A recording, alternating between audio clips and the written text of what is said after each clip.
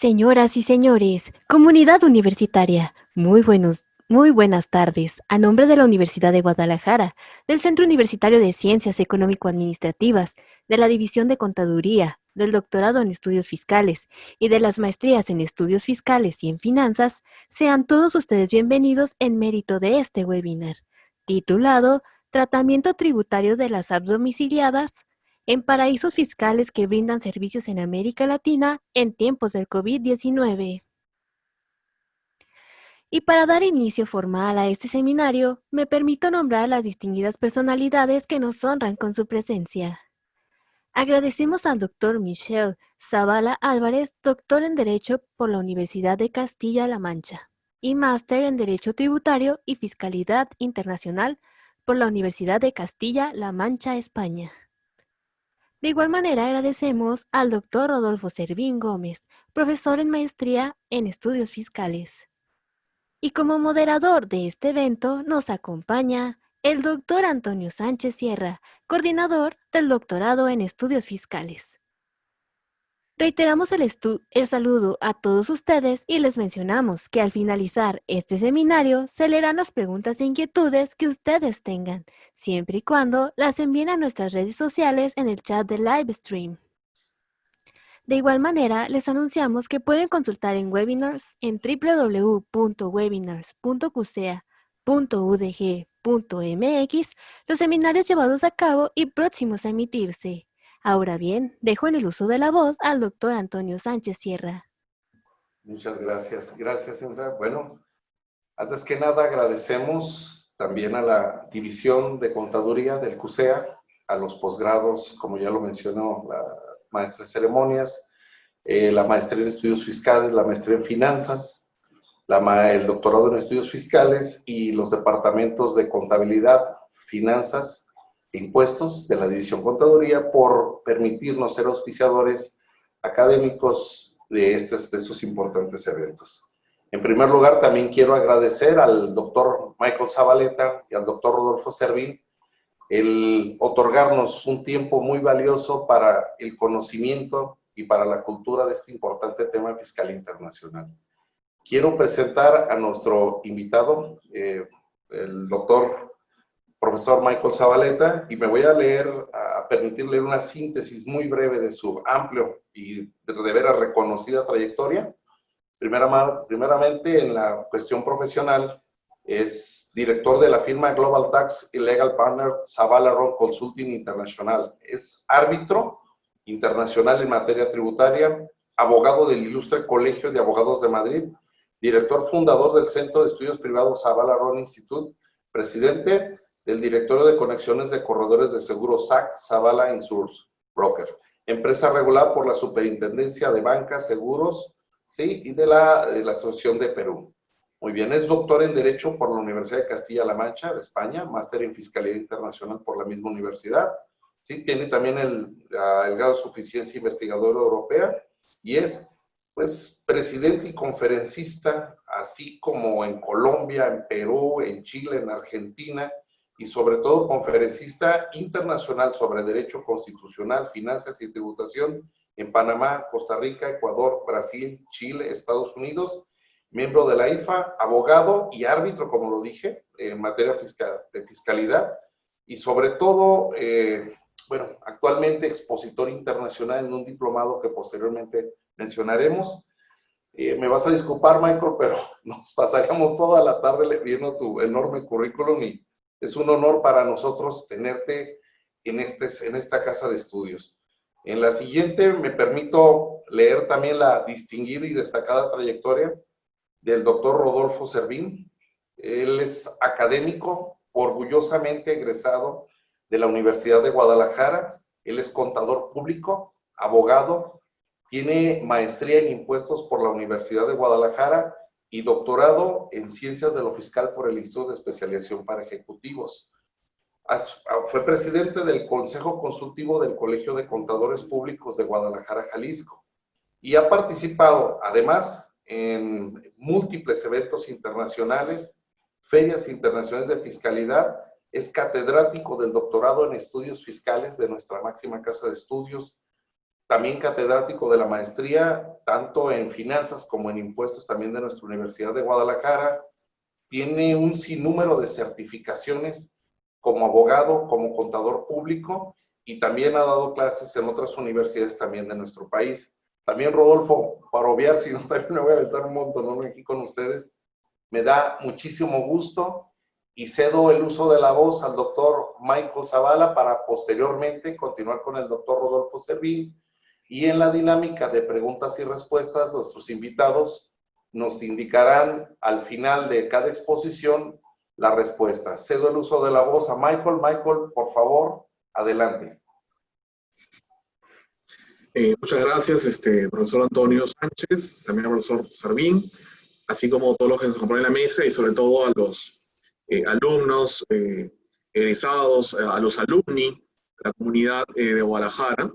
Para mí es un honor estar aquí con ustedes platicando ese tema que nos ha convocado, que es tributación de apps domiciliados en paraísos fiscales que brindan servicios hacia América Latina.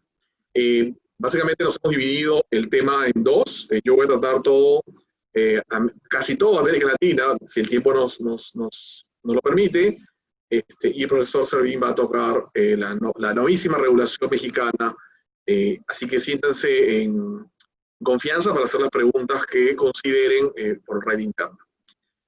Esta es la temática que espero terminar, y yendo al grano, básicamente el primer aspecto es para enfocarnos cuál es nuestro contexto fenoménico, cuál es nuestra realidad fáctica en el mundo, ¿no? Bueno, el primer actor, el más importante, sin duda alguna, tanto bajo el contexto de BEPS 1.0 como BEPS 2.0, es Estados Unidos. Estados Unidos mantiene el market share más importante. El segundo gran operador es China, los unicorn, como le llaman, las compañías tecnológicas. Y Estados Unidos, desde el punto de vista tributario, es un modelo en sí. Estados Unidos ha tenido varias reglas sobre Digital Tax Service. No es falso, esa es una hipótesis importante que hay que considerar, es falso que se diga que Estados Unidos, per se como tal, promociona la no regulación. En realidad, Estados Unidos tiene una norma de servicios digitales bastante antigua, que tiene casi 20 años, que ha ido evolucionando en el tiempo y que, bueno, su última reforma fue ya con ocasión de Trump, donde se busca introducir respecto a las sociedades, plataformas de inversión estadounidenses, que estas tributan una tasa de 10.5% por su renta de fuente extranjera estadounidense.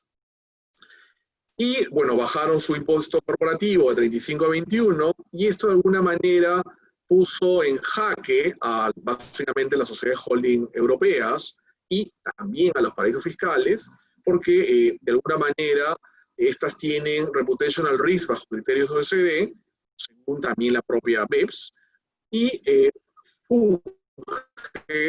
o sirvió esta plataforma para que Silicon Valley, que es el gran creador de la high-tech y las grandes unicorn, busquen traer o atraer hacia su país propiamente la constitución o la residencia de estas compañías, y desde ahí salir a conquistar el mundo. Si uno mira los números que están en este gráfico, podemos ver que estas compañías en general tienen un predominio estadounidense, y muchas de ellas están domiciliadas a raíz de la reforma Trump en Estados Unidos, y algunas no.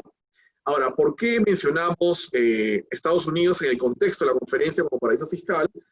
Vamos a explicarlo.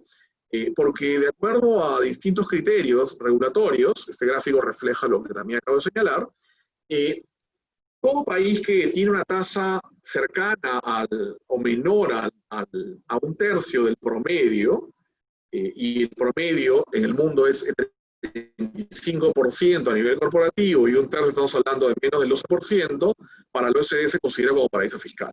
Segundo, el segundo gran criterio para paraíso fiscal es que es aquel país donde hay secreto bancario, secreto tributario y opacidad a nivel de los legal entities que se constituyen respecto a sus dueños.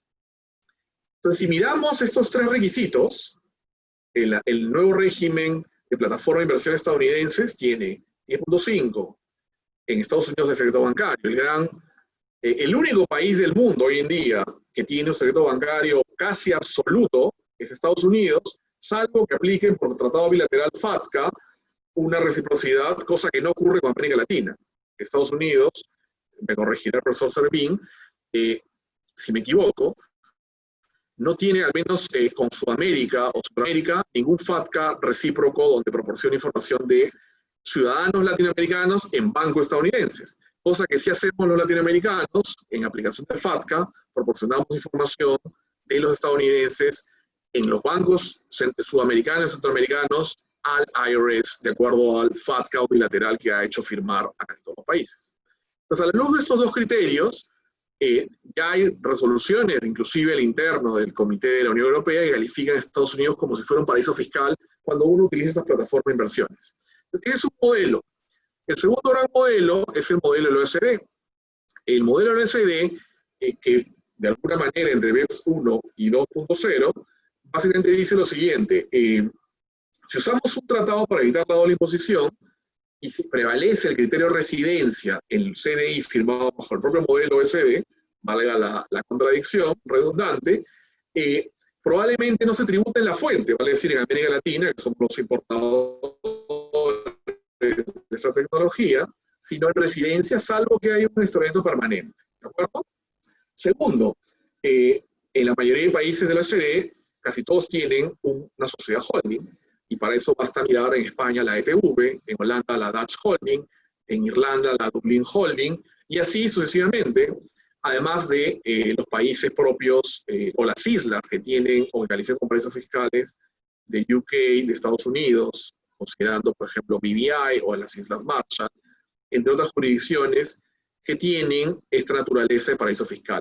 Basta mirar las islas del Caribe, del Atlántico, que todas tienen jurisdicción en UK, y su plataforma de protección de inversiones a nivel de tratados esencialmente es el Reino de Inglaterra o de Gran Bretaña. Entonces, digamos que ahí está, por eso dije contradicción, es un modelo que sale del OECD, que tiene tres etapas. Uno que te dice, utilizas convenio, tributas en residencia, si no hay permanent establishment. Un segundo, que la propia OCDE te dice, penaliza a los países que califican como paraíso fiscal. De hecho, América Latina, Panamá, fue objeto de moving y bullying bajo esta línea, pero no lo han sido otros paraísos fiscales de países desarrollados. Y, de alguna manera, el tema que estamos tratando básicamente trata sobre compañías que usan una de estas jurisdicciones. Y el tercero ya es BEPS, donde la OECD, hoy por hoy, a pesar que ese tema de la economía digital es el tema 1 de BEPS, surge en el 2012, estamos 8 años, 9 prácticamente, y no hay una conclusión del tema. Pero, ¿a dónde nos focaliza? OECD dice, hay que crear un Digital Tax Service a nivel IVA, y hay que crear un DTS para Income Tax y Withholding Income Tax para no domiciliados, o eventualmente crea un híbrido, bajo la premisa de que no apliques ninguno de los dos, con un flat tax. Lo que ha prevalecido en Europa desde Francia, porque Francia fue el primero que digamos, puso el punto en la I, dado que el debate tenía esta disparidad, el modelo estadounidense, el modelo de los otros países miembros de la OCDE. En Francia puso sobre la mesa la GAFA-LOA, que básicamente era una norma que buscaba grabar Google, Apple, Facebook, Amazon, que no residen en Francia, sino en países que Francia considera como paraísos fiscales, y que no tributaban en Francia, y Francia dijo, no, acá tienes que pagar un impuesto que tiene naturaleza de flat del 3%. Ese modelo le siguió Italia, entre otros países, y hoy se habla, si miramos el mapa actual, este mapa ha ido creciendo al punto que ya se habla inclusive de un impuesto Google, como le llaman en la Unión Europea, respecto de este original modelo. Se movió... Dale. Bien, hay otro modelo que es poco estudiado, no sé cómo se mueve el PPT.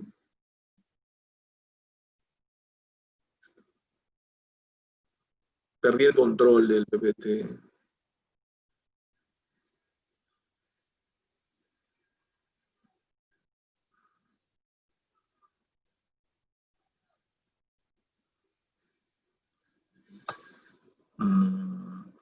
No sé qué pasó. A ver.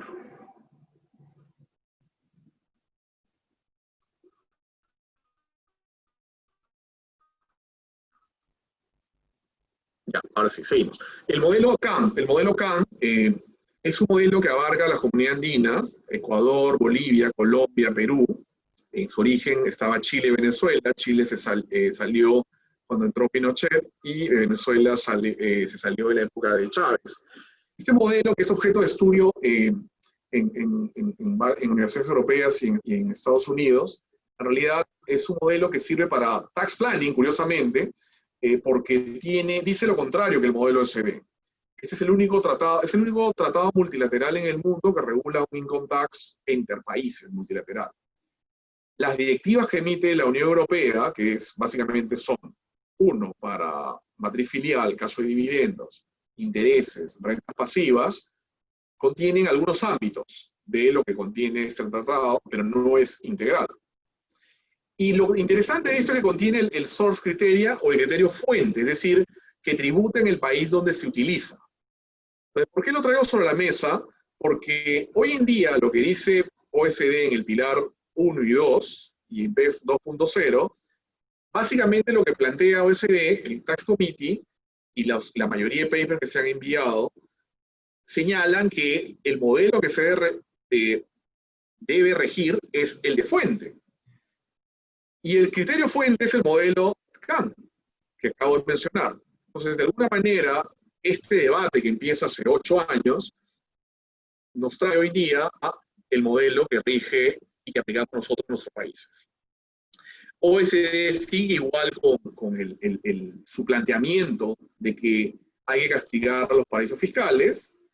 Sin embargo, como señalo aquí, hay varios papers, por ejemplo, hablando del primer modelo, el Tax Justice Network y Oxfam, que es, como ustedes saben, es el consorcio de periodistas que reveló o adquirió o compró la data de los Panama Papers, señalan, por ejemplo, que Estados Unidos es un paraíso fiscal desde el punto de vista tributario a la luz de las consideraciones que hemos señalado. El Tax Committee del Parlamento Europeo en 2016 emitió un informe también concluyendo de forma similar a como lo acabo de expresar, calificando a Estados Unidos como el más grande paraíso fiscal, teniendo en cuenta que en esa época había las reglas FATCA y que no proporcionaba información. Si fuese ahora objeto de análisis, probablemente concluyesen o llegaran a la misma conclusión bajo la premisa de que tiene una tasa de impuesto corporativo menor. Ahora, esto es en teoría, porque en la práctica, en ningún país, ni nuestros fiscos, se han atrevido a decir que Estados Unidos es un paraíso fiscal porque probablemente nos cierre la frontera, además de quitarnos los brincar. Pero jurídicamente hablando es así, si estamos en un foro académico. Lo mismo ocurre con otros paraísos fiscales. Desde el punto de vista, como he señalado, hay muchas jurisdicciones y usar una ETV donde se tributa solo por lo que se realiza en esa actividad y cuando alguien, por ejemplo, una app de taxi crea su residencia, constituye su residencia en Dublín o en Holanda usando una holding, que es como una mini sociedad con régimen de paraíso fiscal porque no tributa por lo que genera en el extranjero. Es decir, si a partir de esta sociedad de app holandesa brinda servicios a toda América Latina, los dividendos que se remesen no tributan en dicho país y a la vez, a la hora que con esta sociedad distribuye las utilidades a sus accionistas, tampoco paga impuestos.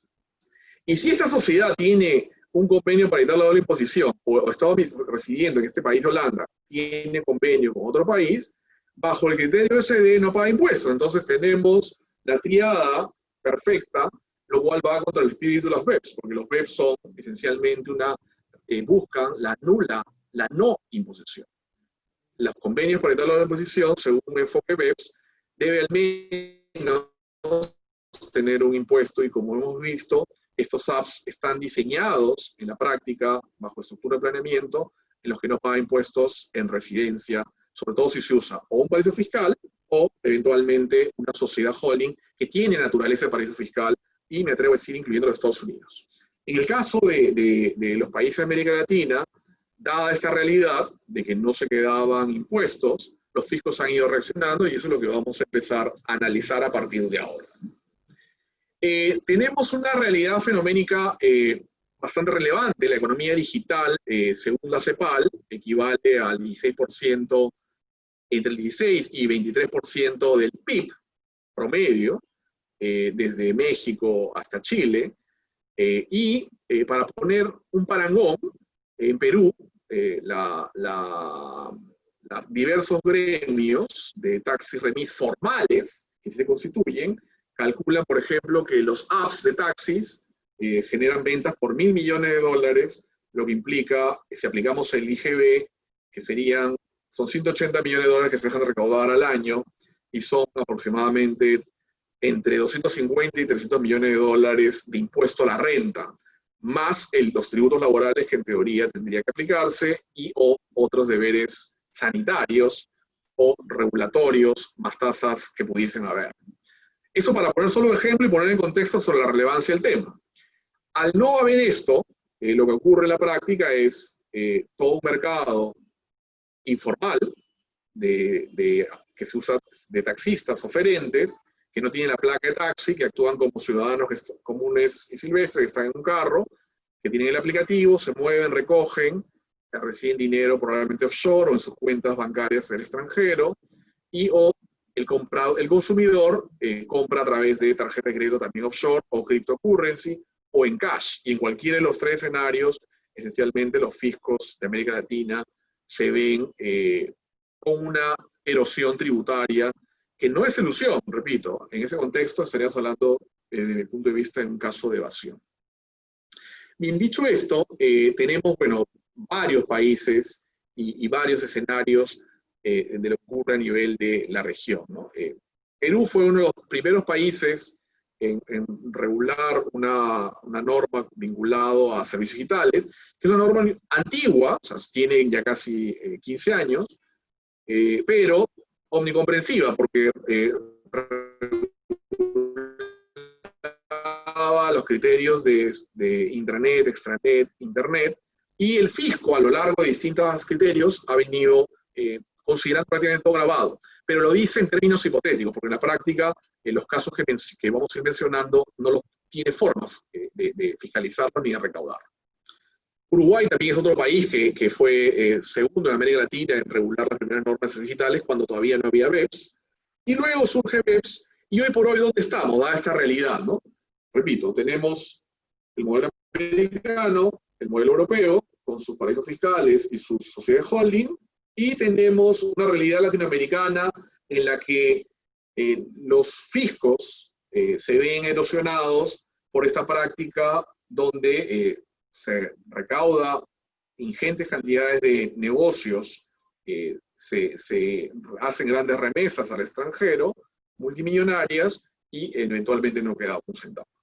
He dividido América Latina, espero que me alcance el tiempo, en países que han implementado el DTS IVA, los que no han implementado y los que por interpretación lo sacan. No voy a tratar renta porque la verdad es que ya de por sí renta es bastante extenso y no hay otros países que hayan sacado el modelo OECD bajo el modelo de DTS que ellos regulan.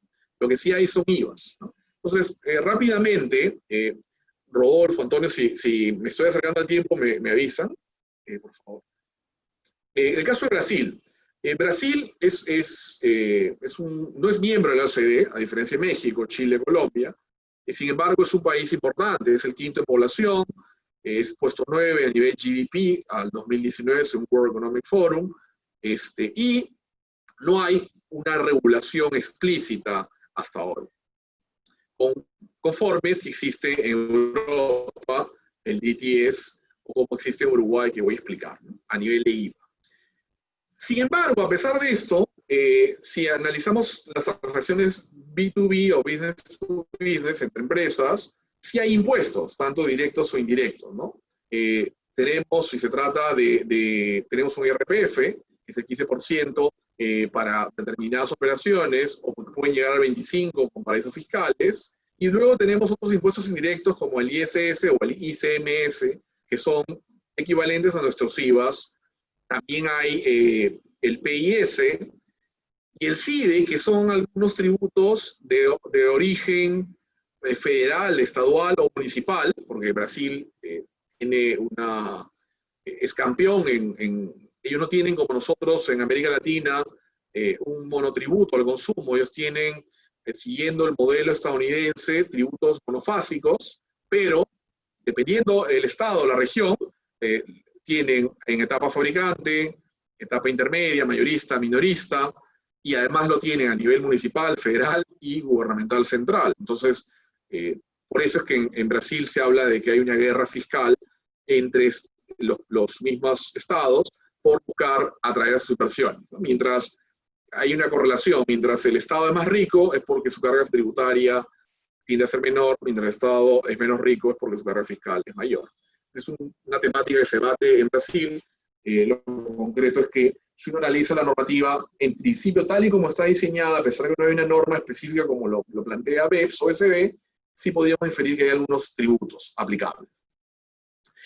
Luego, sin perjuicio, obviamente, las reglas de transferencia, porque si hay una operación con pobreza fiscal, también en Brasil se recoge la tesis de que debe ser a market value, porque es un país que no tiene una base imponible sólida.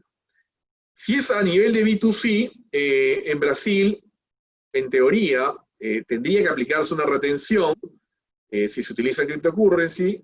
Sin embargo, en la práctica, esto no es muy factible. Ahora, lo cierto es que, dado que hay toda esta vorágine regulatoria, y ya hay un proyecto hoy por hoy, se acaba de plantear hace poco, un proyecto de crear el CIDE Digital DST Brasil, en el Congreso está en debate, con una tasa que fluctúa del 1 al 0.5% en determinados parámetros, y esto de alguna manera buscaría hacer un parangón con lo que establece el modelo europeo. Sin embargo, la tesis que se tiene en la práctica es, la verdad es que es tan complejo el sistema brasilero, inclusive entrando como un paraíso fiscal, que ellos dicen, la verdad es que por el mercado que tenemos, Uber, por ejemplo, Netflix, abre una oficina en Brasil, y que se constituyen y sacan su RU y sus modelos tributan su IVA y su renta, pero nada impide que algún aplicativo no lo haga, en cuyo escenario aplica lo que estamos señalando. Este es el proyecto de ley del congresista Joe Miranda, que acabo de hacer mención, que busca instituir este DTS que va con esta tasa que he señalado del 1 al 5, y que bueno, hay todo un debate sobre en qué escenario se aplica. En teoría crea este CIDE, es la contribución de intervención de dominio económico, y que grava la receita bruta, es decir, el ingreso bruto con esas tasas que he señalado. Bueno, por la premura, nos vamos a ir a Perú. En Perú, como señalé, no hay, al igual que en Brasil, una regla de DTS como el modelo europeo. Tenemos una norma de renta antigua que de alguna manera el fisco ha tratado de que sea aplicable, pero no se imputa la naturaleza responsable solidaria y la modalidad de retención o de percepción al consumidor persona física, ni a la plataforma de pago, es decir, Visa, Mastercard o el banco, o cualquier app cryptocurrency que sirva para pagar a un taxi del exterior, o a un Netflix, o a cualquier otro apps de FX, de operaciones de currency, de cambio de moneda, o de juego, o de cualquier otro tipo que querramos explorar, a través de la app, no existe forma ni obligación legal de hacer esta retención. Entonces no hay, desde el punto de vista de renta, una obligación ni una forma de darle enforcement a lo que dice el hipotético de que debe haber un impuesto del 30% sobre la venta de la empresa no domiciliada.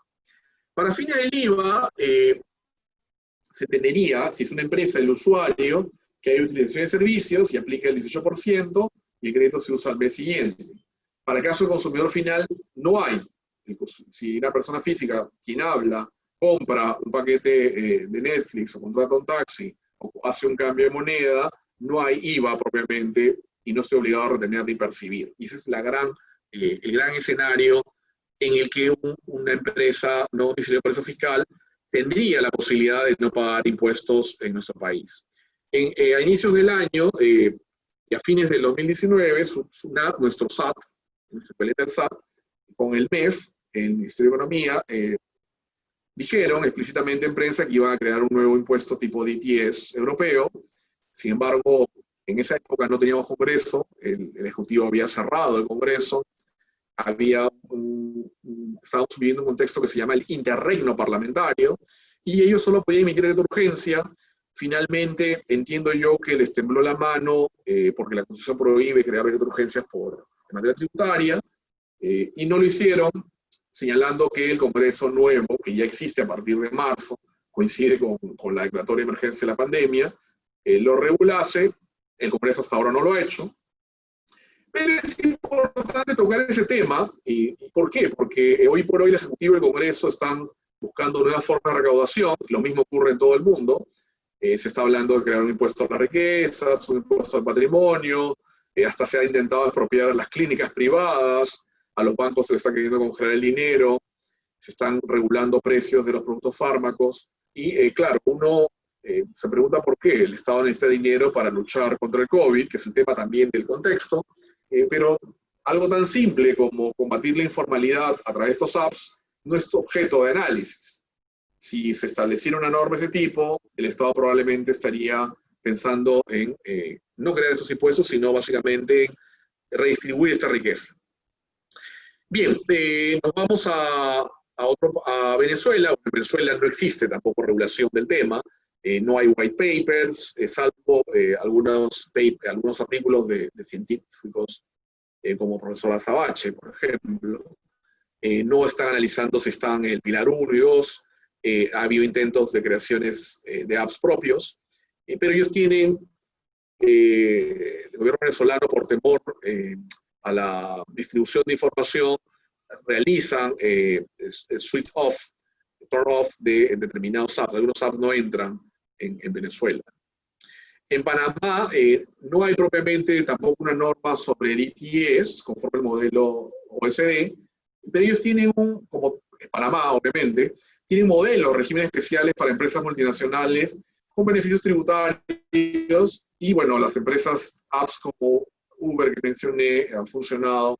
En abril, según prensa, se retiraron por el coronavirus, dado el temor que tenían que se contagien los taxistas y hubiese un reputational risk. En Bolivia, bueno, el fisco, el presidente del equivalente al SAT, señaló que sí venían trabajando y iban a trabajar un proyecto. Hasta ahora no ha salido no es una norma positiva, pero la interpretación de los juristas es que, tal y como está diseñada la norma, sí podría ser de aplicación un IVA a nivel de B2B, aunque reconoce que a nivel B2C esto no es posible porque requiere una norma expresa que te dé la condición de responsable.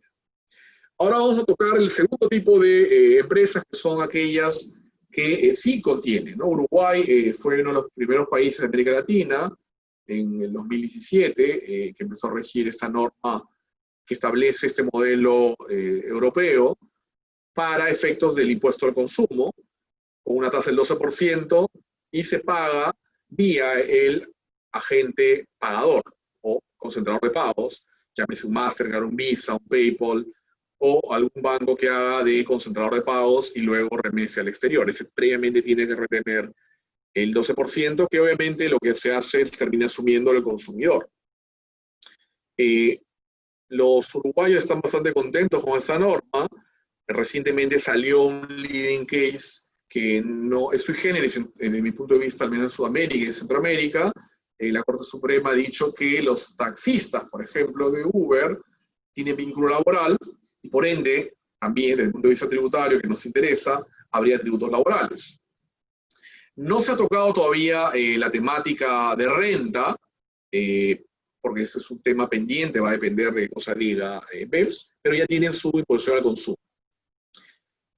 Luego, a nivel de Argentina, también se creó con la ley desde 2018 una norma muy similar a la uruguaya, que está pensada para B2B y B2C, pero exige a los agentes pagadores que hagan de agentes retenedores o perceptores.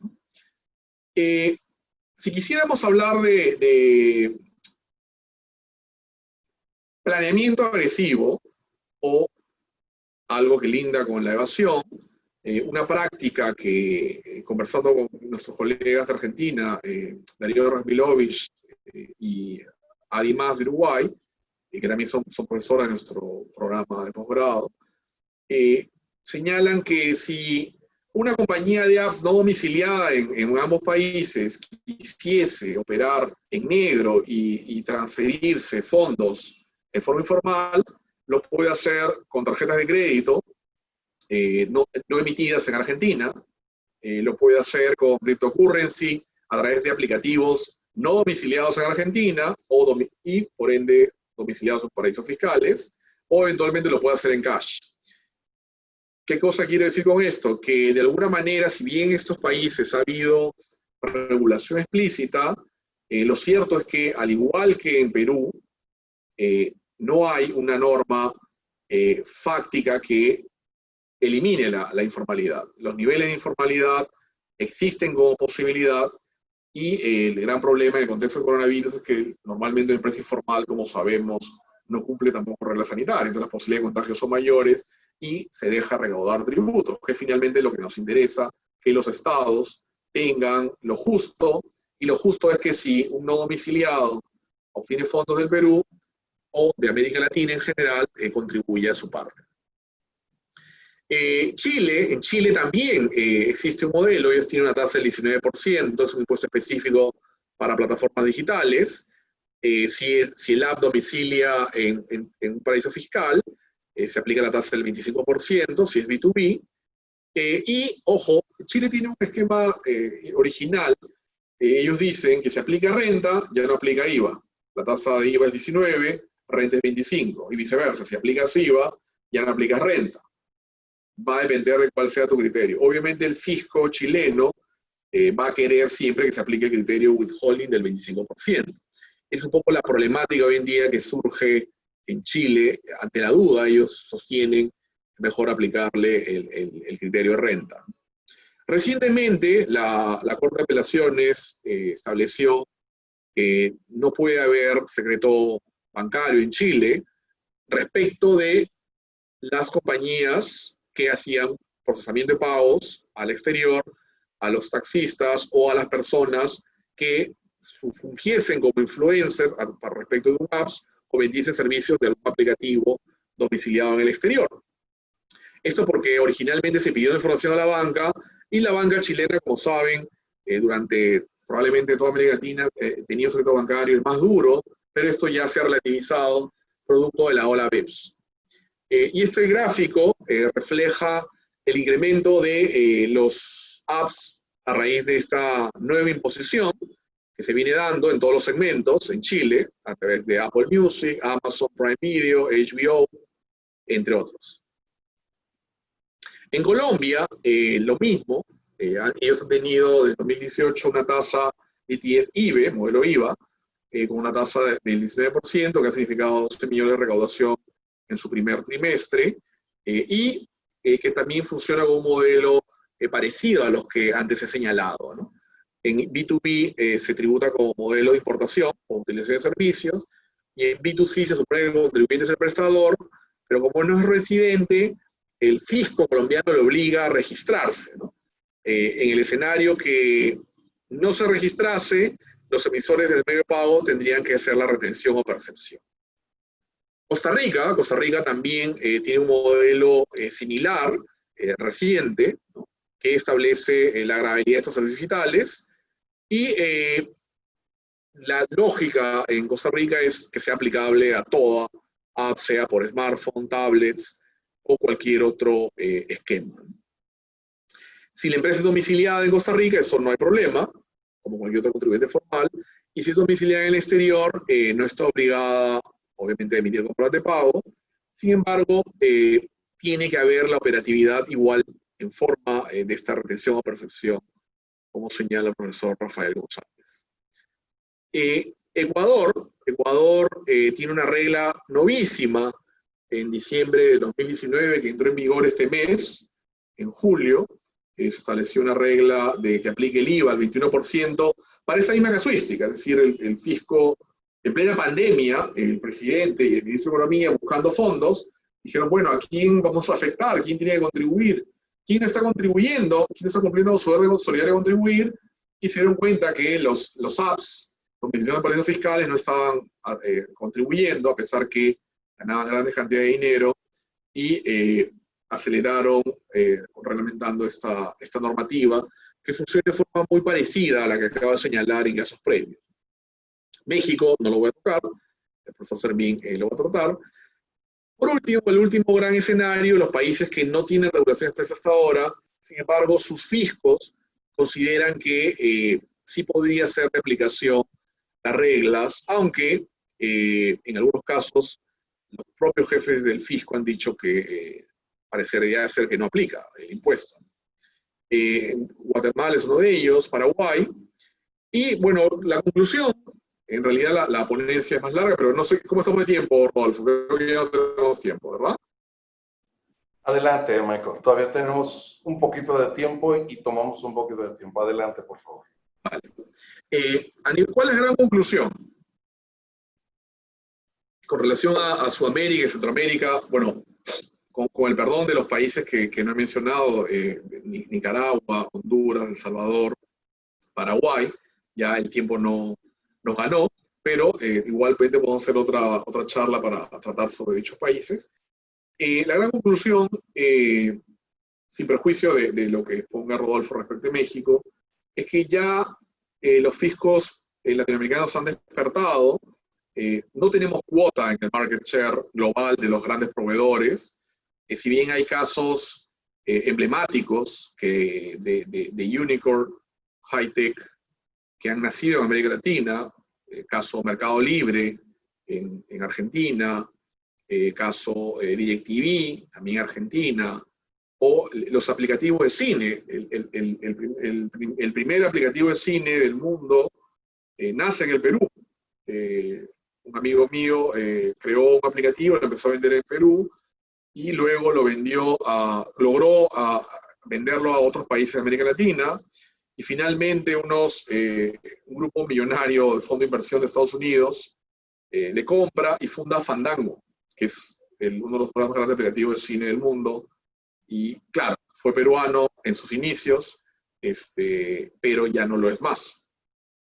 Y así, pues América Latina tiene muchos de estos casos, hay gran capacidad de creación, nuestro talento de ingenieros creativos, market makers normalmente son objetos de hunting en los países desarrollados, así que esencialmente somos importadores a nivel uso, ¿no? Y como importadores, creo yo que el modelo CAN nos sirve. No podemos defender, por más que hayamos miembros del país de la OCDE, con todo respeto, porque de alguna manera eso nos quita recaudación. En la medida que los grandes oferentes son domiciliados fuera de América Latina, creo yo que es correcto que se vaya regulando esto a nivel IVA y a nivel de renta también, y sobre todo cerrar el círculo o cerrar la posibilidad de que países con paraísos fiscales o con la funcionalidad económica de los fiscales erosionen las bases de América Latina sin dejar un dólar. No se debe interpretar esto como un desincentivo, no estamos creando desincentivos, en realidad se trata simplemente de compartir la tributación, que es lo que BEPS plantea. Y es un poco la conclusión de lo que yo señalo, ¿no? Y Pascal Sanamán me permitió traer aquí, lo menciona, aquí esta es una charla que tiene con el primer ministro de Japón. Hoy en día Japón es el titular de la OCDE hasta fines de este año, y esta charla, que la pueden encontrar en internet, Japón insta al Tax Committee a terminar el tema del Digital Service.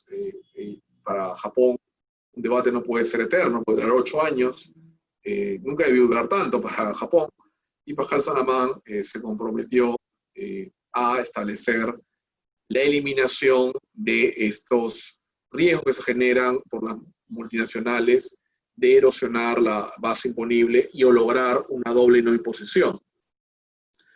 Y eso es lo que hoy en día se está debatiendo a nivel de pilares 1 y 2. Básicamente el tema que se debate, que sirve para renta, es dónde se realoca la renta, dónde está el ingreso, cuáles son los nexos, cuál es el valor de mercado que computa para riesgo, ¿no? Entonces voy a poner un ejemplo final y con eso cierro, porque entiendo que ya no me queda más tiempo.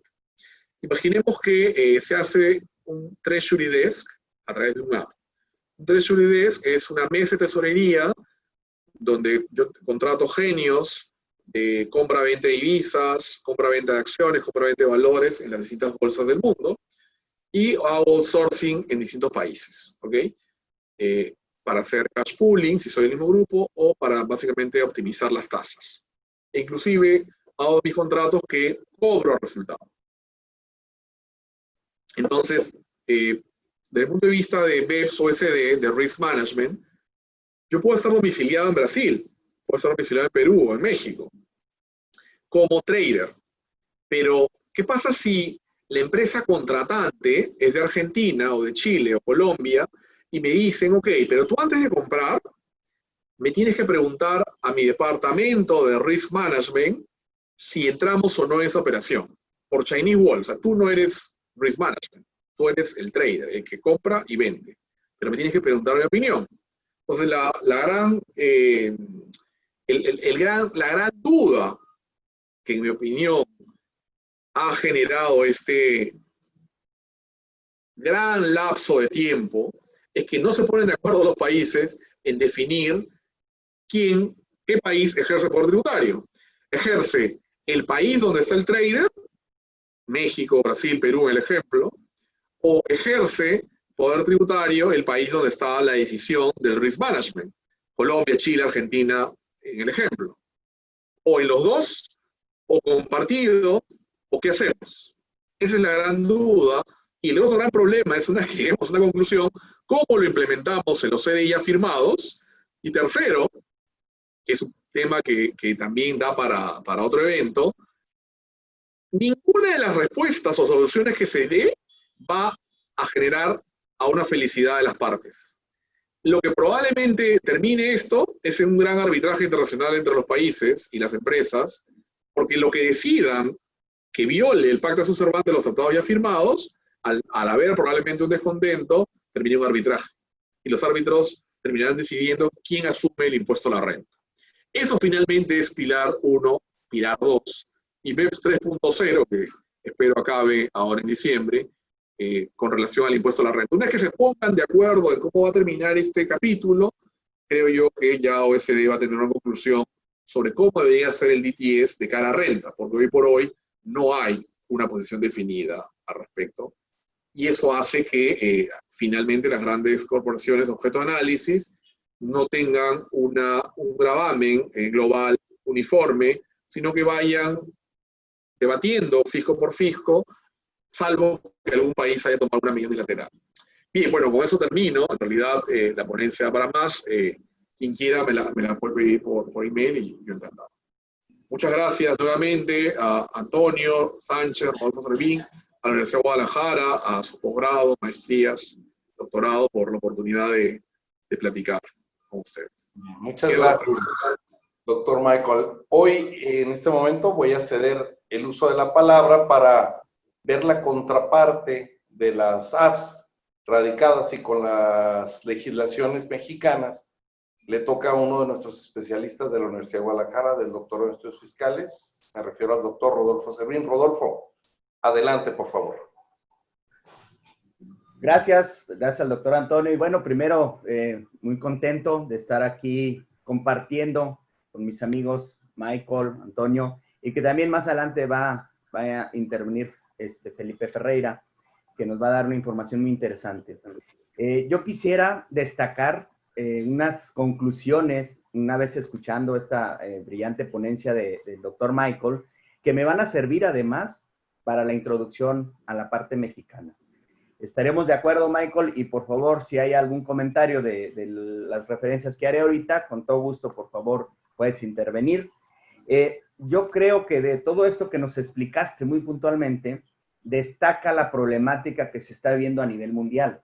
Y esta problemática no es nueva. Si analizamos el estudio final de BEPS en la acción 1, ahí hacen referencia a planteamientos que es una evidencia de que esta problemática de cómo gravar a estas empresas globales de desarrollo tecnológico, pues viene la discusión desde finales del 97, 98. Evidentemente se arrecian más a partir de todo este análisis del estudio de BEPS, pero ya lo decías, llevamos 8 años. y 8 años que no se han puesto de acuerdo los fiscos del mundo. Los fiscos del mundo que forman parte de la OCDE, como lo es México, pero hay otros, muchos de los países que estuviste señalando, cuál es la situación actual en un paraíso fiscal, porque de alguna manera los países miembros de la OCDE ya han establecido algunas líneas de acción. Pero, ¿a qué quiero llegar con todo esto? Destacar cuál es esa problemática mundial. Y la problemática es que hoy las normas locales tratan de gravar a efectos de impuesto a la renta, tema de residencia fiscal o fuente. Y como este tipo de tecnología es una de las grandes novedades, es que no requiere presencia física, ahí destaco el primer problema a nivel mundial. No hay presencia física. Una app de lo que es BEPS, donde se erosiona la base de un país, concretamente, por ejemplo, México, se está generando ingresos de fuente de riqueza en México, pero al no estar alojada la aplicación en México, es decir, no tiene residencia fiscal porque no requiere presencia física y está alojada en un paraíso fiscal, pues esas utilidades están erosionando la base en México o esas ganancias, esta renta, y se están yendo o trasladando a ese paraíso fiscal. Ahí está la definición, un ejemplo claro de lo que es BEPS, ¿no? Entonces, esta es una de las grandes problemáticas y se pudiera entonces recurrir al criterio de renta, es decir, de fuente. Pero ¿cómo estableces el criterio para determinar dónde está la fuente? Tú lo explicabas hace un momento, si ahí está el servidor en México, eso implica que ya la fuente está en México. Se puede considerar que una web o una página en la nube, por ese solo hecho, ya constituye un establecimiento permanente virtual, por ejemplo. Entonces, esta serie de situaciones han creado una ausencia de la legislación actual y los países en la discusión en el mundo no han logrado ese consenso. El reporte final de BEPS de 2018 precisamente da evidencia de esto. ¿Cuál es el consenso o cuál es la conclusión? Pues que no hay consenso. No hay consenso, pero en lo que se ponen de acuerdo, pues algo se tiene que hacer. Y entonces es cuando se habilita a que los países puedan crear sus propios mecanismos locales para que se graben estas tipo de nuevos negocios o de negocios modernos que son una industria muy, muy alta, muy productiva. Ahorita vamos a dar algunos números de México, pero esto a su vez trae otro reto nuevo, porque si de manera autónoma cada país empieza a grabar, pues no solo puede haber una doble tributación, sino una múltiple tributación donde se graben todos los países. Y es por eso que hoy en día, caso concreto de México, no existe todavía una manera que se graben a los ingresos o a la renta gravable de las plataformas. Y aquí hago una distinción bien importante para entrar ya en materia, salvo que quieras hacer algún comentario, Michael. Me refiero concretamente a que las apps que están domiciliadas en un régimen fiscal preferente, en un paraíso fiscal, por los ingresos que generan en nuestro país, aún y con la reforma a la que me voy a referir en unos minutos, la reforma fiscal 2020, siguen sin estar grabadas. Los ajustes que se hicieron fue adoptando las recomendaciones de una retención, pero esa retención es aplicable para el usuario de esta apps, no para el dueño del apps. Un ejemplo muy concreto y el que todos lo vamos a entender porque o tenemos un pariente que opera un vehículo a través de esta plataforma, como puede ser la más común, Uber, o hemos sido usuarios de un Uber.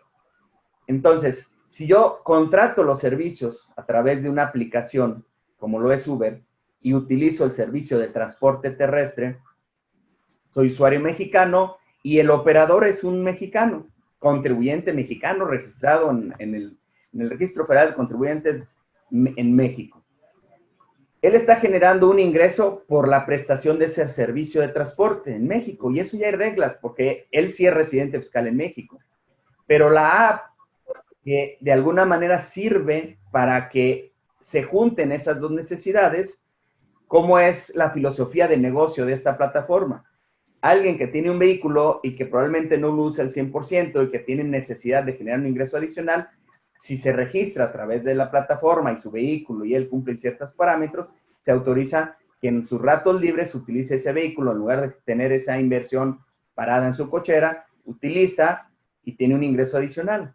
Y esta plataforma, por el otro lado, yo tengo necesidad de desplazarme y no tengo vehículo, o mi vehículo está en el taller, o hay mucho tráfico, no hay donde estacionarse, y tengo la necesidad de moverme a una parte de la ciudad y no es viable usar mi vehículo, entonces a través de la plataforma logro ese servicio. Es decir, ¿cuál es el modelo de negocio de Uber? Juntar esas dos necesidades. Entonces, yo tengo un gasto, yo como usuario, el que me presta el servicio tiene ingreso y todo hasta ahí está regulado en México porque son residentes fiscales en México. Pero para poder juntar esas necesidades se necesitó utilizar una plataforma. Ahí es donde entra la app de Uber que está ubicada en un paraíso fiscal. Esta app le cobra al operador de Uber un porcentaje, el 25%. Pongamos el ejemplo de un viaje que me costó 100 pesos. Esos 25 que serán deducibles para el operador mexicano, está generando un ingreso para la plataforma. Y esos 25 pesos no están siendo grabados. No están pagando renta en México. ¿Por qué? Porque volvemos a la problemática inicial que se advierte de todo lo que nos expusiste. No hay presencia física, en consecuencia no es residente fiscal mexicano. No tiene un establecimiento permanente en México. Y es un residente del extranjero. Quizás ni persona moral sea, a lo mejor es una estructura, una figura jurídica del extranjero, y esos 25 se están yendo, aun y cuando se generaron en México, se están yendo al extranjero y no están grabados. Siguen sin estar grabados. ¿Por qué? Porque México decidió seguir esperándose, seguir en estas discusiones, que va a ser, es todo un gran reto. Por eso en la acción 1 se llama abordar los retos de la economía digital. Entonces, esa parte sigue sin grabar. ¿Qué es lo que sí se reguló? Modificaciones a la ley de impuesto a la renta para la obtención del usuario de las plataformas a través de un control mayor vía retención. Y por el otro lado, IVA. Creo que la parte más importante es el IVA, porque vuelvo a este mismo ejemplo. ¿Qué necesitamos para que se grabe el IVA en México? Ahí cambia el criterio, no es criterio de residencia. El impuesto al valor agregado en México se grava en función del criterio de territorialidad. Dice la ley del impuesto al valor agregado que se está obligado a pagar el IVA las personas físicas y morales que en territorio nacional realicen los siguientes actos y los actos grabados. ¿Dónde se está realizando? Si volvemos a lo mismo, la plataforma como tal, el apps, no es residente en México. Entonces, ese IVA no se estaba pagando. Sí se grababa, ojo, aquí hay algo bien técnico, pero muy importante, que es sustancial comentarlo. Quiere decir entonces que si yo era usuario de una plataforma, de una app digital, al estar alojada en el extranjero, eso se considera en términos de la ley, incluso antes del cambio, antes de la reforma 2020, como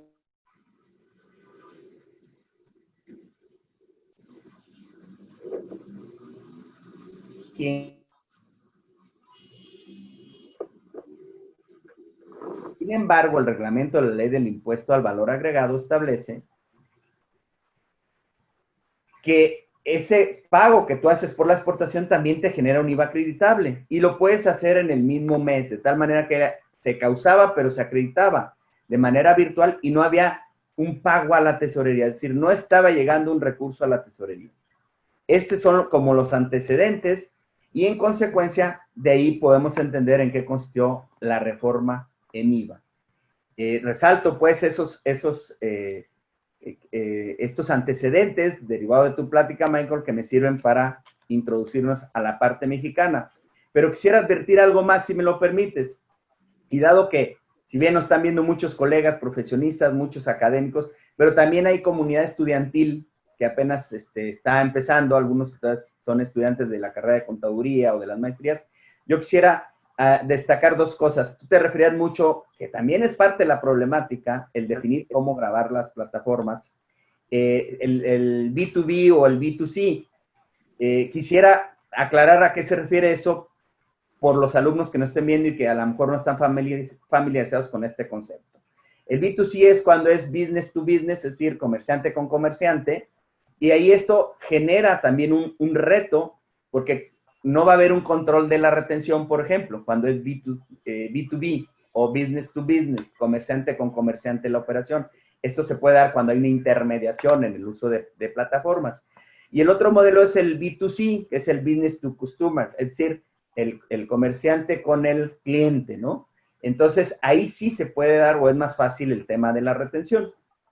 Entonces, no sé, ya para entrar en materia de las reformas que hubo en IVA, si quisieras comentar algo más, Michael, de estos comentarios a tu ponencia. Gracias, Rodolfo. Bueno, en realidad, desde el punto de vista normativo, en México, entonces, corrígeme, mi percepción tras escucharte, se ha sumado a la ola que empezó Uruguay, Argentina, Colombia, Chile, y bueno, como país miembro de la OECD, hoy por hoy, México contempla el tema del IVA y por el lado de renta está esperando su aplicación propiamente.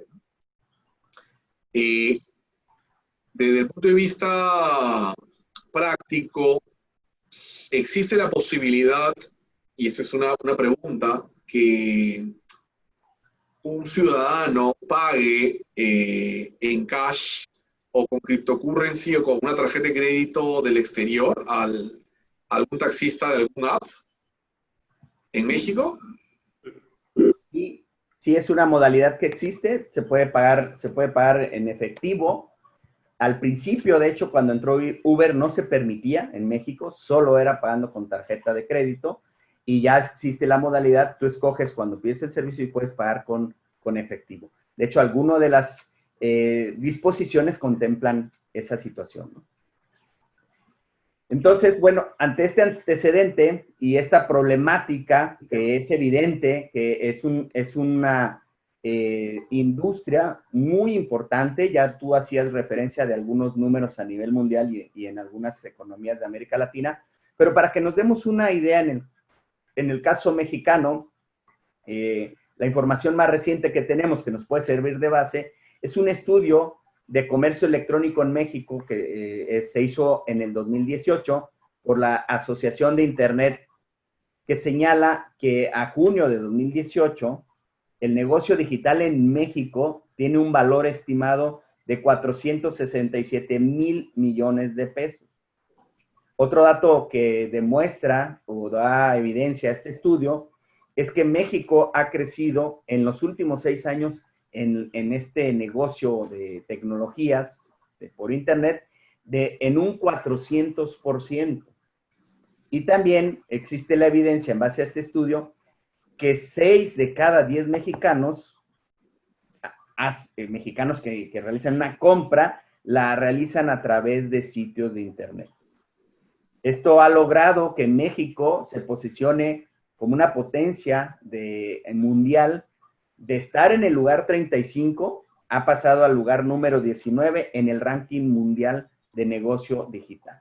Entonces, imaginémonos ese potencial que se tiene y cuánto pudiera ser de eso base para el impuesto sobre la renta en México y base también para el impuesto al valor agregado, ¿no? Sin lugar a dudas es un tema importante.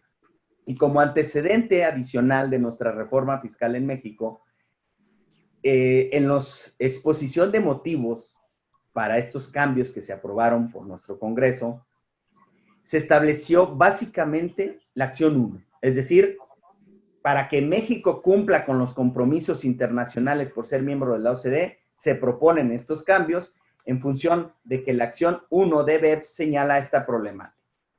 Y como ya lo destaqué, no se está grabando todavía las plataformas, sino que se hace una serie de cambios importantes que tienen que ver con mera retención, tanto para ISR como para IVA. ¿Y qué pasa entonces en el impuesto sobre la renta, que es al que me voy a referir en primer término? Y un antecedente previo a nuestra reforma de 2020, caso concreto también de Uber. Uber se adelanta y es en junio de 2018 que el propio Uber, América Latina, empieza a hacer gestiones en el Servicio de Administración Tributaria para que se generara o se diera a conocer una regla de miscelánea en donde de manera opcional, optativa, los usuarios de Uber pudieran optar por que la plataforma les retuviera una cantidad del impuesto sobre la renta y del IVA. Y esta regla se logró, entró en vigor, y así venían operando, pero solo los operadores de Uber, y de manera opcional, que realmente no era un impuesto nuevo, porque ellos ya venían grabando su impuesto en México. Sigo insistiendo y destacando, me estoy refiriendo a los usuarios, es decir, al operador, al chofer, pues, de un vehículo a través de una plataforma de Uber. Y esto obedecía a una razón importante para Uber. Estos elementos de que se hiciera una retención ponían en evidencia que no había una relación laboral. Porque si hubiera relación laboral o si nuestras autoridades de seguridad social, el Instituto Mexicano de Seguridad Social, pudiera presumir que había relación laboral, pues entonces se pudiera determinar un capital constitutivo por diferencias por cuotas obrero-patronales.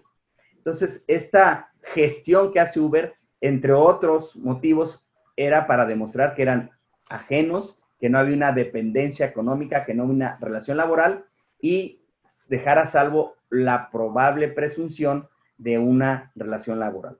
Y así veníamos transitando, todo 2019 ya había retención para ISR y para IVA, pero solo para Uber mediante una regla de miscelánea. Entonces llegamos a la reforma 2020 y se crea un nuevo capítulo en nuestra ley del impuesto sobre la renta, una sección nueva que es la sección tercera, dentro del capítulo de las personas físicas, quienes estamos familiarizados con nuestra legislación doméstica. Siempre que hablamos del título cuarto del impuesto sobre la renta, nos estamos refiriendo a personas físicas. Capítulo 2, actividades empresariales y servicios profesionales, que tiene 2 secciones. Y destaco aquí la importancia de estas 2 secciones, porque la sección segunda es un régimen que tiene un tratamiento muy benéfico, que es el régimen de incorporación fiscal, que te permite tener una reducción del impuesto sobre la renta del 100% en el primer ejercicio que inicias tributando en este régimen, si bien está limitado a no rebasar 2 millones de pesos al año, pero el primer año determinas tu impuesto y tienes una reducción del 100%, el segundo año una reducción del 90%, el segundo año del 80%, y así una décima parte hasta llegar en el año 10 a pagar al 100%. De tal manera que todos los operadores de Uber o de alguna otra plataforma digital, pero sigo con el ejemplo de Uber, que es el más claro para explicar esto, tributaban en este régimen, en la sección segunda de este capítulo segundo del título cuarto de nuestra ley de impuesto a la renta, donde tenían todos estos beneficios.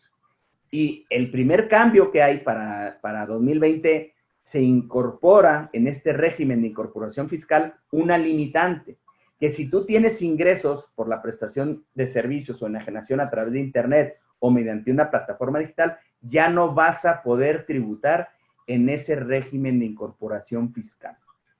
Esto quiere decir, porque estas normas entraron en vigor apenas el 1 de junio, que un operador de Uber que venía tributando en este régimen de incorporación fiscal, a partir de esta reforma, pudo seguir haciéndolo, pero hasta el 30 de mayo. Hasta el 31 de mayo, perdón. Y a partir del 1 de junio tiene que emigrar a este nuevo régimen. Y este régimen ya no es opcional, es obligatorio. Y se llama de los ingresos por la enajenación de bienes o prestación de servicios a través de Internet mediante plataformas tecnológicas o aplicaciones informáticas o similares. Y establece estas nuevas disposiciones en su artículo 113A que están obligados a pagar. Es decir, ya no es opcional como lo era el régimen de incorporación fiscal. Están obligados a pagar el impuesto. Las personas físicas están obligadas a pagar su impuesto a la renta cuando realicen actividades a través de plataformas informáticas, tecnológicas o similares, mediante la enajenación de bienes o prestación de servicios. Y luego nos señala estas nuevas disposiciones recién entraron en vigor el 1 de junio, que ese impuesto sobre la renta que estas personas físicas van a pagar se hará el entero mediante una retención.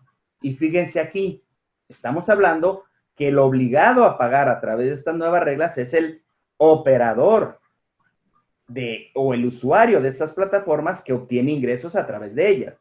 Pero ¿cómo va a hacer sus pagos en este nuevo régimen?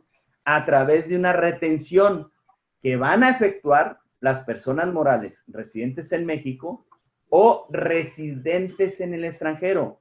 Y aquí sí, la ley destaca, no importa que se tenga establecimiento permanente o no.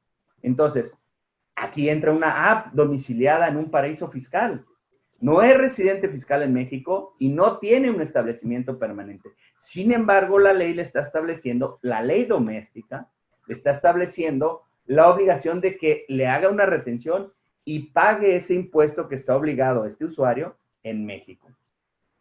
También aquellas entidades o figuras jurídicas del extranjero que proporcionen de manera directa o indirecta el uso de las citadas plataformas. Entonces, aquí que vemos en esta nueva composición de nuestra ley de impuesto a la renta, ahora, a partir de junio, el obligado es el que obtiene el ingreso, el mexicano residente en México, persona física, a través del uso de cualquier tecnología digital o plataforma. Y lo va a hacer mediante retención. ¿Y quién es el obligado a efectuar la retención? La persona moral o incluso esta entidad o figura jurídica del extranjero. Aquí sí, sin importar, esto es algo muy nuevo en nuestro sistema tributario mexicano. No importa que no sea residente fiscal en México. Y aquí siempre surge la pregunta, y nos la han hecho, ¿y cómo van a obligar a un residente en el extranjero o a una figura jurídica alojada en un paraíso fiscal a que haga esa retención? Más adelante hay una serie de obligaciones. Y destaco lo siguiente. En la exposición de motivos se decía que si estas entidades extranjeras o figuras extranjeras o personas morales del extranjero o residentes en el extranjero se negaban a hacer la retención, iban a bajar el switch para que pudiera operar en México. Así venía la exposición de motivos. Ese era el castigo. Si no te sometes a esta nueva obligación, que es ley doméstica, que pudieran de una manera, creo yo, sencilla, no someterse a esta obligación, y ahí en la exposición de motivos venía que en caso de que omitieras o te negaras, pues no podías operar con un IP mexicano, es decir, te bajaban el switch. Eso al final no pasó en la ley y no viene así, porque en la discusión de las cámaras de diputados y la Cámara de Senadores, se consideró que el dejarlo así era violatorio de algunos tratados y de algunos convenios. Por lo tanto, eso se eliminó, pero esa era la intención del castigo. ¿Cómo se va a efectuar la retención? Esa retención se debe efectuar sobre el total del ingreso que perciban las personas físicas por conducto de las citadas plataformas, y esa retención va a tener la naturaleza de pago provisional. Recordemos que en México nuestro impuesto sobre la renta se causa por ejercicios, pero se tienen que hacer impuestos a cuenta del impuesto del ejercicio, y estos tienen la naturaleza de pago provisional. Y se va a efectuar en base a las siguientes tablas. Y si vemos, estamos hablando de 3 tablas, y cada una de estas tablas son, por lo menos, los tipos de ingreso que se pueden obtener a través de una plataforma digital. La primera tabla nos dice si tengo ingresos de servicios de transporte terrestre de pasajeros y de entrega de bienes, pues ¿a quién ubicamos aquí? Uber, Didi, Uber Eats, Rappi, es decir, servicios de transporte y entrega de alimentos, entrega de bienes. Esta primer tabla que está identificada para este tipo de servicios, nos señala la ley del impuesto sobre la renta en México, que cuando se tengan ingresos desde 1 centavo hasta 5,500, la tasa de retención que va a utilizar la plataforma es del 2%. Y así sucesivamente hasta llegar a ingresos de más de 21,000. Estos ingresos, el parámetro es mensual, total de ingresos mensuales. En el caso más alto de este primer rubro o segmento, estamos hablando de una tasa del 8% cuando los ingresos por este tipo de servicios de transporte terrestre de pasajeros o entrega de bienes sea mayor a 21,000. La tasa de retención que debe efectuar la persona moral residente en el extranjero o esta figura jurídica del extranjero será del 8%. El otro segmento, que es la segunda tablita, es prestación de servicios de hospedaje.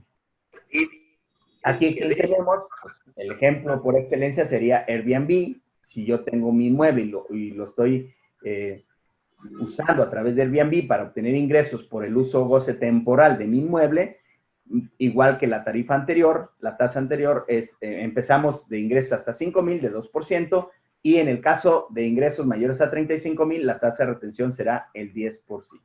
¿Y cuál sería el otro segmento de lo que hoy conocemos de plataformas que están en el mercado? Pues enajenación de bienes y prestación de servicios. Enajenación de bienes, el ejemplo por excelencia sería Amazon. Y aquí puede haber dos supuestos. Que yo tenga una plataforma electrónica y yo vendo de manera directa a través de Internet mis productos, o que utilice a un intermediario como puede ser Amazon. O dicho en otras palabras, Amazon puede enajenar sus propios productos, pero también es intermediario de otros comerciantes que enajenan productos a través de Amazon, ¿no? O Mercado Libre, por ejemplo.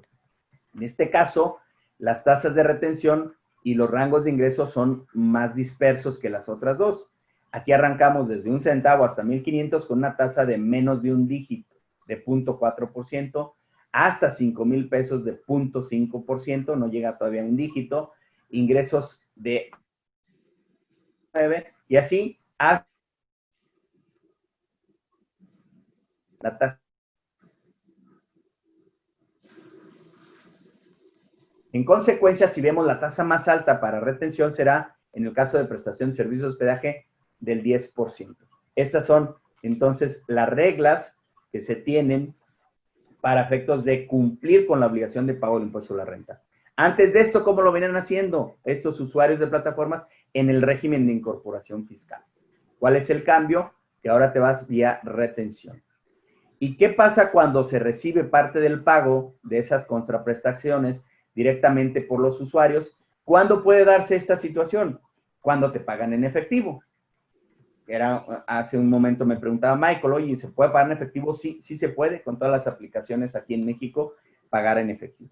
Si tengo parte de pago en efectivo y la totalidad de mis ingresos, incluyendo los que tengo a través de la plataforma, porque es evidente que si me pagan en efectivo, ¿cómo me retiene la plataforma? Si la plataforma no ingresó a la cuenta de la plataforma, no ingresó a la cuenta de la app, ¿cómo me va a retener? No me puede retener. Entonces, esto sí lo contempla la ley mexicana y dice, si tienes ingresos mixtos, por llamarlos de alguna manera, directos de tu usuario en efectivo y de la plataforma, y la suma de ambos no exceden de 300,000 pesos al año, entonces puedes considerar que ese pago, en lugar de considerarlo pago provisional, lo vas a considerar pago definitivo. ¿Y cómo vas a hacer eso? Vas a optar por pagar el ISR, es decir, esta opción me lleva a que mi impuesto a la renta lo utilice, lo determine, lo cuantifique, lo calcule, aplicando las tasas que acabamos de ver, de acuerdo con las tablas que correspondan según el segmento al que sea el tipo de ingreso. Por la totalidad de los ingresos que yo reciba, incluyendo los que son en efectivo y los de la plataforma, y obviamente pudiendo acreditar los que sí me retuvo. Por eso decía yo que tengo ingresos mixtos. Este pago que lo hagamos con estas características va a tener la naturaleza de pago definitivo. ¿Qué quiere decir eso? Y esto es muy importante. Si es pago provisional, quiere decir que yo tengo la obligación de determinar mi impuesto del ejercicio, mi impuesto del año, y al cual le podré restar vía acreditamiento la determinación de mis pagos provisionales que me hicieron vía retención, o incluso los pagos provisionales que yo fui haciendo. Pero al ser pago definitivo, cada mes que haga mi pago con esta característica, ya es pago definitivo y en consecuencia no tendría obligación de presentar declaración anual. Si lo queremos ver así, es una facilidad administrativa. Sin embargo, me parece que un desacierto es el monto. 300,000 pesos anuales es muy poco en realidad. Entonces, me parece que el nicho de los que pueden optar por esta facilidad, pues va a ser medio limitado, ¿no? y se establecen una serie de obligaciones fiscales. Pero ¿para quién son las obligaciones? Fíjense lo que nos señala la ley. Las personas morales residentes en México o los residentes en el extranjero, con o sin establecimiento permanente, tendrán las siguientes obligaciones. Nuestra ley mexicana le está imponiendo obligaciones a un residente en el extranjero, aunque no tenga establecimiento permanente. Y son unas obligaciones que nos manda a la ley del IVA. Como son las mismas, cuando aborde la ley del IVA, ahí las voy a comentar. Otra que destacamos es proporcionar físicas. Hace un momento. De los 5 días siguientes. Es decir, tengo un ingreso a partir de junio a través de una aplicación, el residente en el extranjero me retiene y mi ley mexicana, mi ley doméstica, lo está obligando a que expida un comprobante fiscal en México y me lo entregue a más tardar dentro de los 5 días.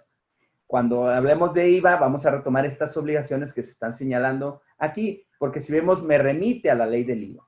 En lugar de establecer las propias obligaciones en renta, estas obligaciones las mandó a la ley del impuesto al valor agregado. También proporcionar información al SAT en términos de la ley del IVA, igual más adelante lo vamos a ver. Y otra obligación, sigo insistiendo, ¿de quién son estas obligaciones? De la persona moral residente en el extranjero, el dueño de la app, inclusive si está alojado en un paraíso fiscal. Tiene que retener y además tiene que presentar una información al Servicio de Administración Tributaria. Retener y enterar a más tardar el impuesto el día 17 del mes inmediato siguiente. Un elemento sustancial para que esto se pueda llevar a cabo en la práctica, por supuesto que es contar con el RFC del contribuyente.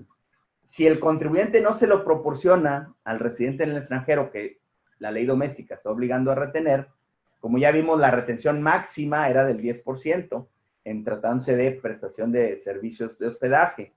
Si no proporciona el RFC, entonces la tasa de retención que estaría obligado a efectuar es del 20%. Aquí hay un incremento prácticamente del doble. Y también conservar la documentación de su contabilidad que demuestre que se efectuó la retención y el entero. Básicamente, si se fijan, en materia de renta no hay mucho, simplemente establecieron estas obligaciones vía retención y obligaciones adicionales que ahorita vamos a ver cuando toquemos el tema de IVA, que es donde está, me parece, la reforma más sustancial. Si bien fue una reforma de 2020 y toda la reforma de 2020 entró en vigor el 1 de enero, estas disposiciones tuvieron una extensión de su entrada en vigor y entraron en vigor apenas el pasado 1 de junio de 2020. También se estableció que el SAT iba a emitir una serie de reglas a más tardar el 31 de enero de 2020, las cuales ya fueron emitidas, y los contribuyentes que ya venían tributando conforme al régimen de incorporación fiscal, como lo conocemos aquí coloquialmente, el RIF, que ya venían tributando a 2019, podrían continuar en dicho régimen y operar hasta el 31 de mayo de 2020. Aquellos contribuyentes que no fueran RIF, régimen de incorporación fiscal, y que a partir de enero de 2020 empezaran a percibir ingresos de este tipo, es decir, a través de plataformas, deberían de pagar el impuesto a la renta ya a través de actividades empresariales. No podían iniciar como RIF, tenían que ser actividades empresariales, coloquialmente lo conocemos como régimen general de ley, y a partir de junio ya migrar a estas reglas, porque como ya lo vimos, son obligatorias, no son opcionales. Y cuando yo tenía ingresos mixtos, vimos que la ley permite que yo opte por considerar pago definitivo si no rebasaba 300,000 pesos. Para esos efectos, la persona física que iba a optar por pagar el impuesto de manera definitiva o considerarlo como de manera definitiva, deberían de presentar un aviso a más tardar el día 30 de junio de 2020. Esto era muy importante si íbamos a tomar esa opción de tributar o considerar como ingresos definitivos. Y en consecuencia, mis pagos por retención como definitivos. Tenemos cambios las reglas establecen que es un régimen territorial, cuando señala que estamos obligados a efectuar el pago cuando en territorio nacional realicemos los actos objeto de la ley. Entonces, el artículo 1, que es donde tenemos esta obligación o estos elementos del impuesto, tiene un primer cambio, la parte que viene en color rojo, ya que aquí mismo, donde señala los sujetos y el objeto del impuesto, también señala la obligación del traslado del impuesto. Que el impuesto al valor agregado se tiene que trasladar de manera expresa y por separado a las personas que adquieran los bienes, los usen o gocen temporalmente, y también estarán obligados a efectuar las retenciones en los términos del artículo 1A, que es la retención que ya conocíamos de prestación de servicios o arrendamiento, o el artículo 3º, retención en caso de operaciones con el sector público, y se incorpora también la obligación de efectuar la retención que se establezca en el artículo 18J, fracción segunda. Que este artículo 18J, fracción segunda, se refiere precisamente a los supuestos donde se realiza un servicio a través de una plataforma digital.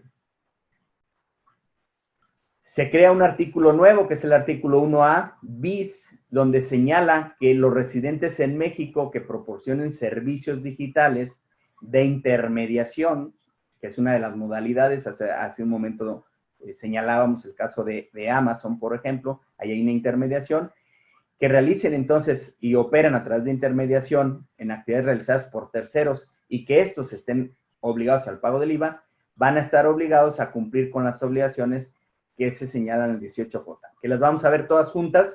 Ya tenemos pendiente, la ley del ISR me mandó obligaciones para efectos de cumplir con esta nueva mecánica, y aquí tenemos otra, las vamos a ver ahorita en su conjunto, en otra lámina, todas las obligaciones. Asimismo, estas personas físicas y las morales que realizan las actividades que estarían grabadas con el IVA, a través de intermediarios deberán ofertar en el precio, señalando el IVA expreso y por separado. Ejemplo, si yo voy a vender a través de Amazon unos tenis, antes de esto decía un par de tenis, marca X, 1,000 pesos. Hoy se tiene que señalar 1,000 pesos más el impuesto al valor agregado. Precio total, 1,116, ¿no? El 16%, 1,160. Además, se debe señalar o tiene la posibilidad de estos contribuyentes afectos al IVA por intermediación, la opción también de considerar el IVA como retenido. ¿En qué casos? Cuando tengan ingresos menores a 300,000. Es decir, ya vimos que en renta tengo la opción de que se considere pago definitivo si no rebaso 300,000. Para el IVA, de manera similar, también existe la opción de que si no rebaso 300,000, esas retenciones se consideren pago definitivo. Esas retenciones. Porque el IVA por sí mismo es pago definitivo. El IVA no se causa por ejercicios como el impuesto sobre la renta. El IVA en México es definitivo. Aquí lo que nos está diciendo es, se podrá considerar esas retenciones como pago definitivo. ¿Qué implicaciones tiene? Bueno, cumplir con una serie de obligaciones formales que lo señala el artículo 18M de la ley del IVA, que son las siguientes. Inscribirme en el RFC y evidentemente al considerar ese IVA como pago definitivo, pues entonces renuncia a toda la mecánica tradicional del IVA. En consecuencia, no tengo derecho al acreditamiento de los gastos que yo haga, de las inversiones que yo haya realizado. Si yo no tomo la opción de que el IVA se considere pago definitivo, pues entonces yo consideraría todos mis actos grabados a la tasa del 16% y tendría el derecho de restarle los IVAs acreditables por los gastos, inversiones, insumos que yo haya realizado en ese periodo y también las retenciones que me hayan efectuado. Determino mi impuesto y en su caso la base para el cálculo y pago del impuesto. Pero si tomo esta opción, simple y sencillamente lo que me retuvieron, ese es mi impuesto ya definitivo. Renuncio entonces al derecho al acreditamiento. Otra de las obligaciones, si tomo esta opción, es conservar mi comprobante fiscal digital por internet, conocido como CFDI, de las retenciones. También expedir mi comprobante fiscal digital por internet a los adquirientes de los bienes o servicios y no tendré la obligación de presentar declaraciones informativas. Entonces, esta opción, al igual que en renta, se traduce en facilidades administrativas, en un manejo sin tantos requisitos para el cumplimiento de mis obligaciones en términos de la ley del impuesto al valor agregado. Pero también se aclara, si tú ejerces esta opción, una vez ejercida ya no la puedes variar en un plazo de 5 años. Ahora bien, como ya lo señalé, la mecánica del acreditamiento para determinar mi IVA implica que yo le reste vía acreditamiento el IVA que se hubiera retenido. Aquí se cambia el artículo 5, que es el que establece esta posibilidad y estos requisitos para que sea acreditable, donde me señala que para poder acreditar el IVA que yo haya retenido, si yo tengo la naturaleza de retenedor, pues este IVA se debe haber pagado. Es decir, no basta con que lo haya retenido, tiene que haberse pagado en los términos y plazos establecidos en la ley para que lo puedas acreditar. Y por último, el artículo 16. Digo por último porque son los ajustes que se hicieron a la ley del IVA para entrar en materia. Todavía no entramos en materia del cambio. Estos fueron los ajustes que se tuvieron que hacer. Y el más importante para mi juicio es este cuarto párrafo del artículo 16. Toda vez que, como ya lo he venido diciendo, el IVA en México se causa por las operaciones que se realizan en territorio nacional. Y el IVA está dividido en prestación en enajenación de bienes, prestación de servicios, otorgamiento del uso o goce. Evidentemente, todos los servicios o todo el uso de una plataforma se traduce en un servicio de estas plataformas digitales que me hacen la vida más fácil. Entonces, se establece, toda la parte que ven con rojo es el cambio que hubo en la ley de impuesto al valor agregado para establecer el nexo causal o el nexo económico. Si estamos diciendo que el impuesto al valor agregado se causa cuando se realiza en territorio nacional, ¿cómo puedo saber cuándo la prestación de un servicio de un residente en el extranjero que no tenga establecimiento en México a través de un servicio digital se puede considerar que se realizó en territorio nacional? Para que entonces me apliquen las disposiciones nuevas que vamos a ver ahorita. Porque si no se considera que se causó en territorio nacional, pues ya no hay tema, ya para que sigo analizando la ley. No es un acto grabado por la ley del IVA en México. Por eso considero que este cambio en el artículo 16 es el más relevante. Y dice lo siguiente: para efectos de la ley del IVA, se entiende que se presta el servicio en territorio nacional. Ahí está el nexo causal. Eso es lo que necesito saber, si se realiza o no en territorio nacional. Entonces, el servicio se va a considerar que se realiza en territorio nacional cuando en el mismo se lleve a cabo total o parcialmente por un residente en el país. Y señala el cuarto párrafo, que es lo que se reformó. Tratándose de los servicios digitales, a que se refiere el 18b, que es donde empieza todo el cambio, y ahorita lo vamos a ver, de la ley del IVA, prestados por residentes en el extranjero sin establecimiento en México. Aquí ya no menciona a los residentes en México. ¿Por qué? Porque ellos ya están grabados por el solo hecho de ser residentes en México. Los que no estaban siendo objeto de la ley del IVA eran precisamente los residentes en el extranjero, sin establecimiento permanente en México. Porque si se tenía un establecimiento permanente en México, también ya estaban considerados como sujetos del impuesto. Entonces, por eso es relevante. Tratándose entonces de servicios digitales prestados por residentes en el extranjero, sin establecimiento permanente en México, se considera que el servicio se presta en territorio nacional. Ahí está la conexión. Se considera que el servicio se presta en territorio nacional cuando el receptor del servicio se encuentra en dicho territorio. Y se estará lo dispuesto en este capítulo nuevo, que es donde están todos los cambios ahora sí. El capítulo 3 bis del presente ordenamiento. Entonces, quedémonos ahorita en nuestra memoria que el servicio se considera que se presta en territorio nacional con independencia que el que lo otorgó es un residente en el extranjero y que no tiene establecimiento permanente en México.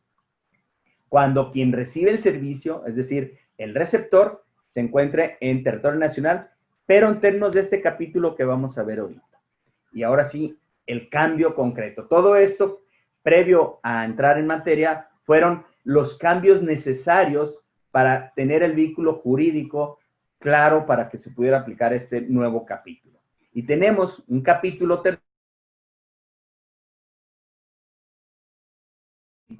por residentes en el extranjero sin establecimiento en México. A partir de este momento, Todas las disposiciones se van a referir al residente en el extranjero sin establecimiento permanente en México. Por lo que ya dije hace un momento, los residentes en México ya estaban considerados. Los que no estaban considerados y no estaban siendo objeto del cargo del IVA o de este impuesto al valor agregado eran precisamente los residentes en el extranjero que están en un paraíso fiscal y que tienen una app. Y este capítulo tiene dos secciones. Segunda, para el caso, dice el artículo 18b, en territorio nacional, se considera, se menciona contenidos en forma fundamentalmente automatizados, pudiendo o no requerir una intervención humana mínima. Y aquí hay una condición muy importante, dice, siempre que los servicios mencionados se cobre una contraprestación. Siempre que por los servicios mencionados se cobre una contraprestación. Un servicio digital mediante el cual hay un contenido en formato digital automatizado. Contraprestación. Como es WhatsApp. Es un servicio de una app por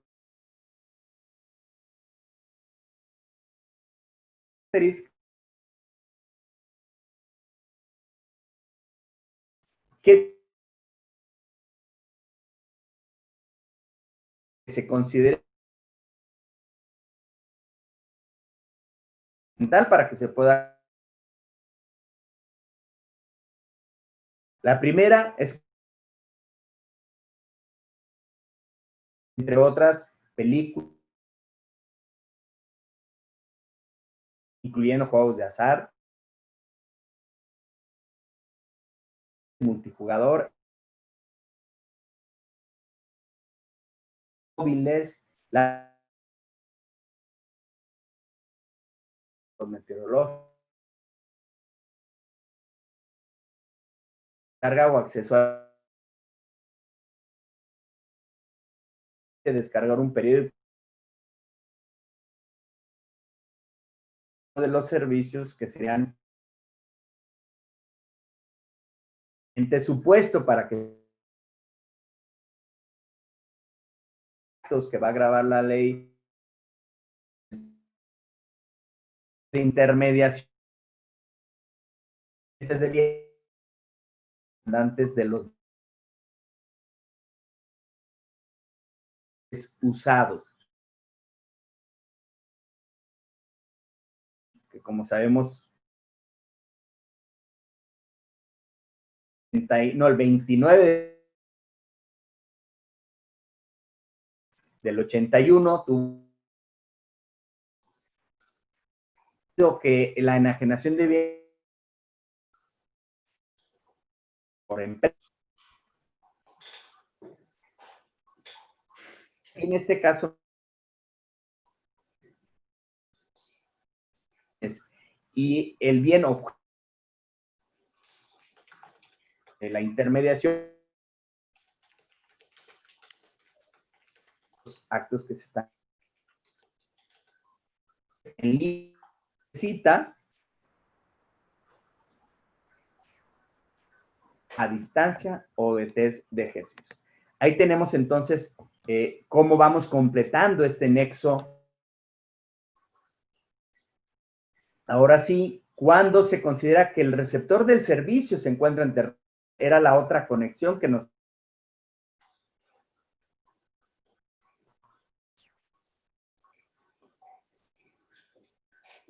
cuerpo normativo de la servicio se encuentra en territorio nacional cuando primer supuesto que el receptor haya manifestado en territorio nacional. Segundo supuesto que el receptor del servicio al prestador del servicio nacional.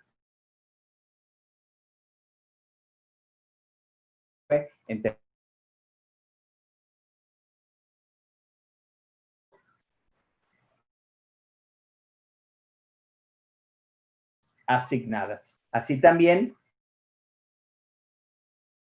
prestador del servicio, uno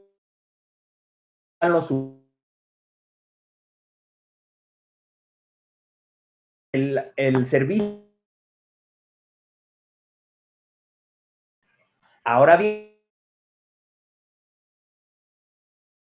como para IVA, la vas a obligar al a ese residente en el extranjero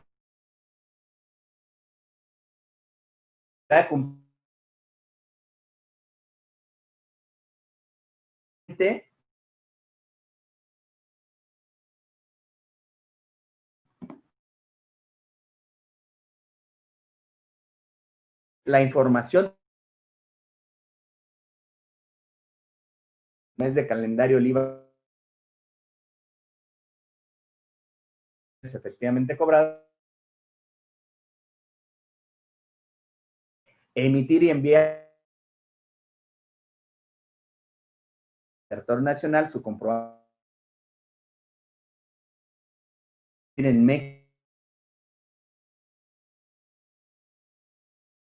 y tramitar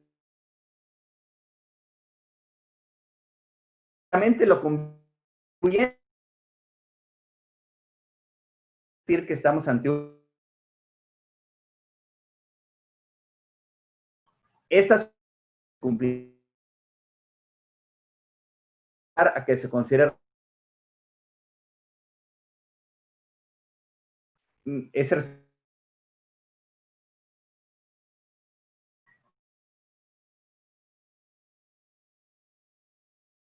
habrá lugar a la sanción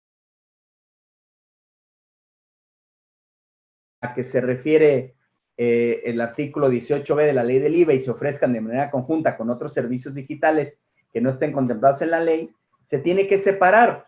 Si no se separa, se va a considerar que el 70% corresponde a los servicios digitales. Por último, y porque ya se me acabó el tiempo, la sección 2, servicios digitales de intermediación de terceros, básicamente lo que me dice es, vas a efectuar la retención cuando seas intermediario del 50% del IVA. Entiéndase, Amazon, a través de Amazon yo realizo un producto, graba IVA, me van a retener el 50%.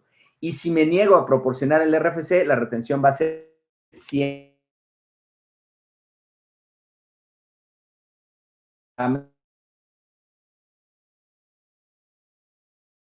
Hago el mes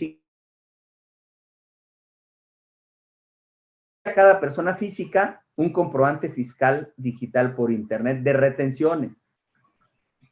Lo están obligando a ese tercero que está en el extranjero a expedir un comprobante fiscal, el comprobante de retenciones. Y proporcionar al SAT información de sus clientes, que básicamente, bueno, ahí lo pueden ver, son información para tenerlo identificado. Lo que ya había explicado, la opción de la retención que se considere pago definitivo cuando no rebases 300,000 pesos, y estas obligaciones, que son la sección segunda para intermediarios, entran en vigor el 30 de 20. Se establece también en las reglas de miscelánea la obligación de que los prestadores de servicio se den de alta y se publicará en el Servicio de Administración Tributaria, en el Diario Oficial de la Federación, esa lista de prestadores de servicios digitales. Si un prestador de servicios digitales no se inscribe, no está en esta lista, y yo estoy obteniendo un servicio a través de ellos, entonces tengo que, el contribuyente seré yo, como estábamos antes, como una exportación de servicios, como un acto accidental. Y aquí están los 13 a los que se refería Michael. Obviamente destacan los líderes, como es Uber, Netflix y Amazon. Ahí lo pueden ver quiénes están. Por último, empezamos a ver mensajes como estos, que a partir del 7 de junio, tus servicios digitales por internet de Netflix concretamente iban a ser más caros porque te iban a aplicar el 16%, que hoy no se venía aplicando. Muchos nos preguntan, Oye, entonces fue un impuesto nuevo. Técnicamente no, porque ya se causaba como exportación de servicios intangibles, como lo había comentado. Hasta aquí la parte de México y quedo a tus órdenes, Toño. Muchas gracias, Rodolfo. Rodolfo, híjole, hubiera querido que la conferencia durara 3 horas porque está súper interesante. Vamos a tener que acotar, por la obviedad del tiempo, algunas preguntas que me gustaría que se dieran respuesta, profesor Michael, vía correo electrónico para obviar en la presentación. Y sobre todo, pues, una pequeña conclusión.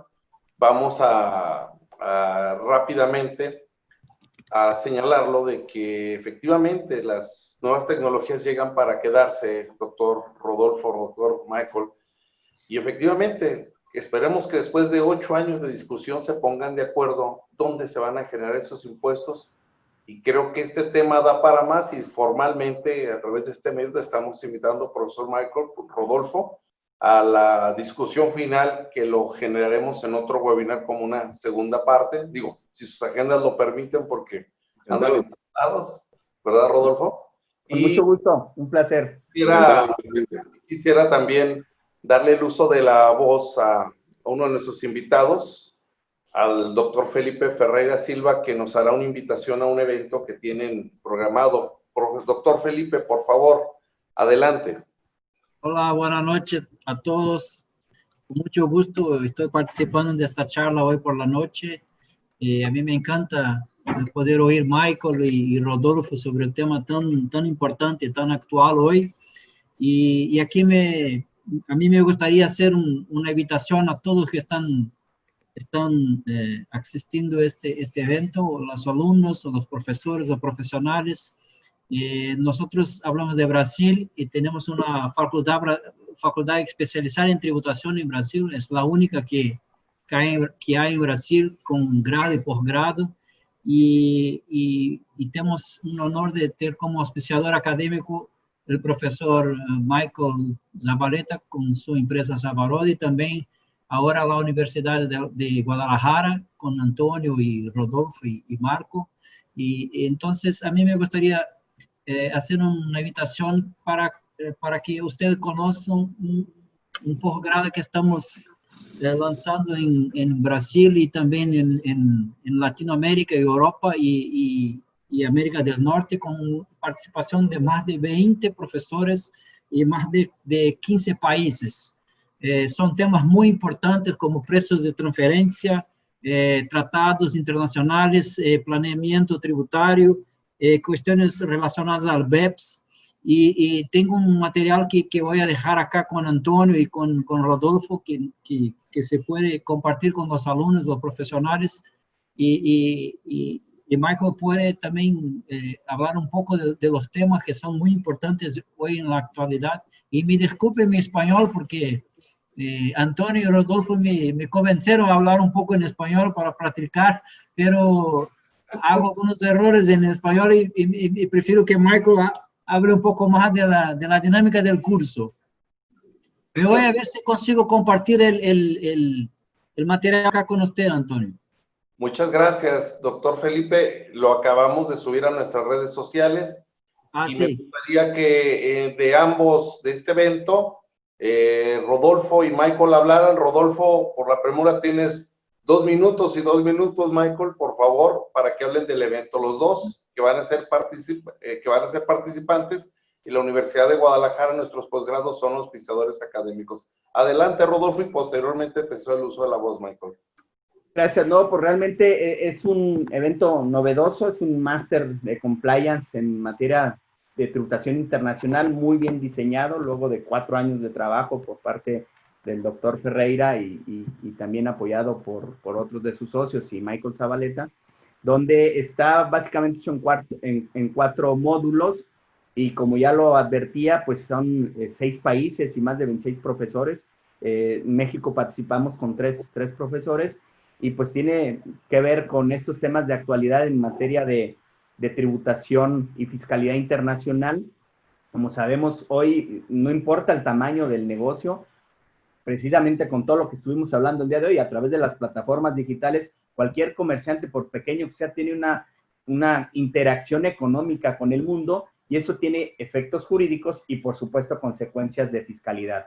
Es importante conocer los tratados de doble tributación con los que se cuentan donde hay negocios y, en consecuencia, si hay operaciones entre partes relacionadas por los efectos de precios de transferencia. Todos estos temas se tocan, pero desde la perspectiva de 6 países. No existe un programa como este. Quienes nos dedicamos a la tributación internacional, se los puedo decir, no existe un programa tan completo como este, que abarque estos 6 países que son los más importantes. Por lo tanto, me congratulo en 2 cosas. Uno, por haber hecho este programa tan detallado, y segundo, por formar parte del cuerpo académico. Muchas gracias y seguro será un exitazo, está por empezar, y con esto concluyo para cederle la palabra al doctor Michael. Adelante, Michael, por favor. Gracias, Antonio, Felipe y Rodolfo. Complementando lo que ya han mencionado Rodolfo y Felipe, efectivamente el programa está parte de un eje central, que es acercar a las Américas y con Europa, desde el punto de vista de inversiones, en inbound, outbound. Los países implicados son Canadá, Estados Unidos, México, Centroamérica, se va a ver desde Panamá, Costa Rica, Nicaragua, Honduras, Salvador, así como los del Sudamérica, incluyendo Brasil, Argentina, Chile, Perú, Colombia, Ecuador, Venezuela, y de Europa, Alemania, Austria, Holanda y España, además de Italia. Como bien mencionó Felipe, en algunos casos hay jurisdicciones tipo que son más de un profesor. España son como 4, 5, corrígeme Felipe, en el caso de Brasil son 3, México también 3, esencialmente por el tamaño, ¿no? Cuando el país considerábamos que el tamaño y la jurisdicción, la complejidad lo ameritaba, se iban agregando profesores. Además de los procesos de referencia que también mencionó Rodolfo, tiene ese enfoque de tributación de inversiones, convenios para evitar la doble imposición, y también el planeamiento tributario, deslindarlo entre el agresivo y el planeamiento lícito entre nuestros países. El objetivo en realidad del curso busca entroncarnos, hacer inversiones recíprocas entre nosotros, conocernos más. De hecho, hemos sacado un libro que se va a entregar como parte de los materiales, que se llama Taxation Inbound Outbound Between Perú y Brasil, y el objetivo es que los profesores que participamos puedan de alguna manera en algún momento poder hacer trabajos similares para que tengamos white papers en principio y luego tal vez libros que sean parte también de los materiales de nosotros que somos finalmente actores de la realidad entre nuestros negocios y asesorías que hacemos a las empresas en los movimientos de Interamérica. Es un poco el objetivo del posgrado. Está dirigido para directores de impuestos, finanzas, contadores, empresarios, y tiene este eje temático, como señalé, siempre a la luz de BEPS. BEPS es muy dinámico, así que el curso dura casi 2 años, en distintos momentos, es 100% online, así que los invitamos a participar. Me despido en mi rol de codirector académico, así como para agradecer a la Universidad de Guadalajara por sumarse a ser auspiciador académico del evento, que como ven empieza en septiembre de 2020 y finiquita en febrero de 2022, esta primera edición. Muchas gracias. Gracias también, Antonio. Rodolfo, más una vez. Gracias a todos. Sí, pues concluimos este evento. Cedo el uso de la voz a la maestra de ceremonias de Webinar CUSEA, no sin antes agradecerle a todos los participantes y sobre todo que somos parte como auspiciador económico de este mundial e importante evento de fiscalidad y tributación internacional. Muchísimas gracias. Agradecerle a todos la participación y que estamos a sus órdenes. La información de cualquiera de estos eventos está en nuestras redes sociales del doctorado en estudios fiscales, la maestría en estudios fiscales, la maestría en finanzas y en la división contaduría del CUSEA. Bueno, pues les agradecemos muchísimo y nos despedimos. Hasta pronto. Gracias. Chao, gracias, un abrazo. Hasta luego. Gracias, buenas tardes a todos. Buenas tardes a todos. Hasta luego.